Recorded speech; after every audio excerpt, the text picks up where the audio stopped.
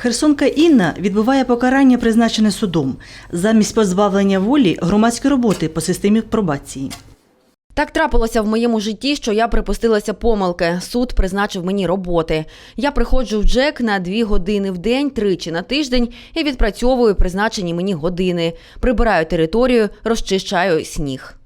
Пробація – це не уникнення покарання, а альтернативне його відбування на волі на користь громади, говорить фахівчиня Центру пробації Алла Дігтяренко. Якщо це незначні кримінальні проступки, людям призначається пробація. По області у 2001 році стояло 3750 осіб на обліку пробації. Станом на 1 число цього року у нас залишилось 154 особи. Але із загальної кількості людей до громадських робіт було засуджено майже 500 осіб. Із них 230 людей відпрацювали громадські роботи та були зняті. Громадські роботи за системою пробації призначають за місцем проживання засудженого, говорить фахівчиня. Перелік робіт визначають місцеві органи влади. Пробація важлива тим, що людина відбуває покарання в громаді, а не в місцях позбавлення волі. Вони знаходяться в громаді і громаду підтримують, і вони працюють на благо громади, громадські роботи є безоплатними.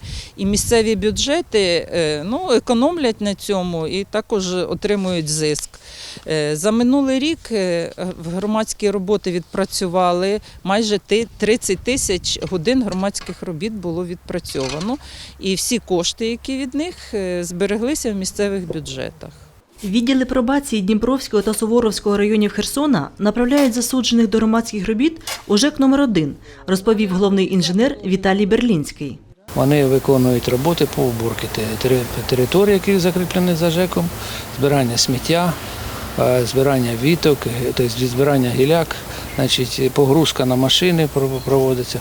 Всі роботи виконуються під руководством мастерів, ведеться чіткий контроль і своєвременно фіксуються всі їхні роботи. Щомісяця 1-2 чоловіка є. Всякий контингент є, приходять, які чесно, добросовісно працюють, а є люди, які і нечесно працюють.